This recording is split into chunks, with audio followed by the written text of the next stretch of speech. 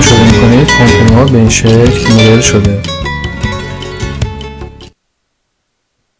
خب در ادامه من پنجره دیسمیس میشم، پنجره کریت رو، همینطور پنجره یوزر اکیپمنت رو و مدل اکیپمنت رو از پنجره گرافیکی فعلا ریموو میکنم.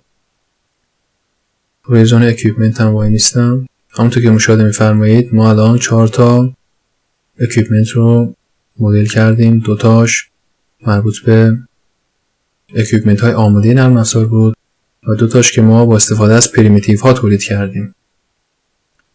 خب در ادامه من میخوام دستور لیست رو با هم تمرین کنیم.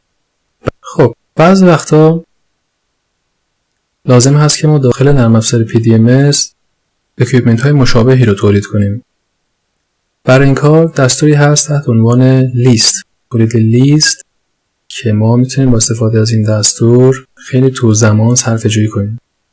حالا فرض بفرمایید یکی از این اکیپمنت هایی که ما مدل کردیم رو من اد کنم داخل صفحه گرافیکی. الان بخوام که کپی این رو من حالا با فاصله نسبت به خودش تولید کنم.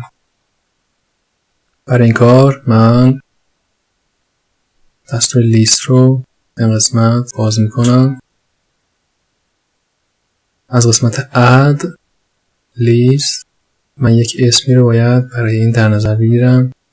من فرض بفرمایید که عدد 1 رو وارد میکنم با زدن اینتر و اوکی. حالا در این قسمت بایستی current element هم رو که میخوام اجزاش داخل این لیست قرار بگیرن رو مشخص کنم. از قسمت add current element رو مشخص میکنم که current element member رو در این قسمت.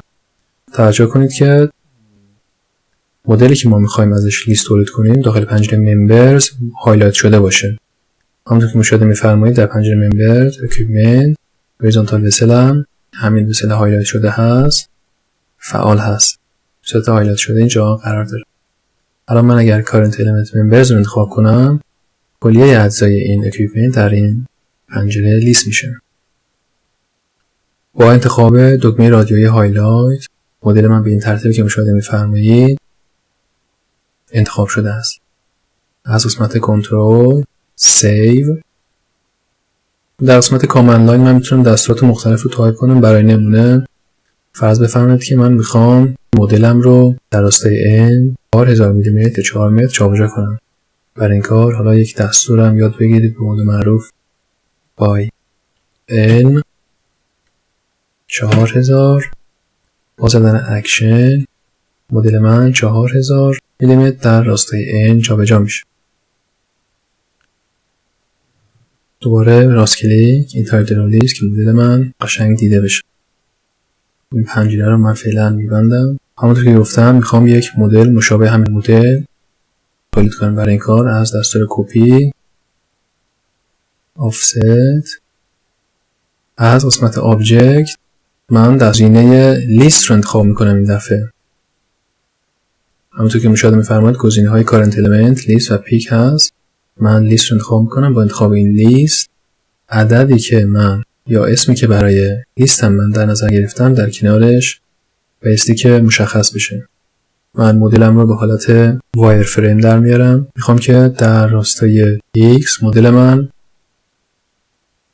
با وارد کردن عدد 4000 میلیمتر در قسمت X offset من یک مدل کپی مدل اولیم خواهم داشت.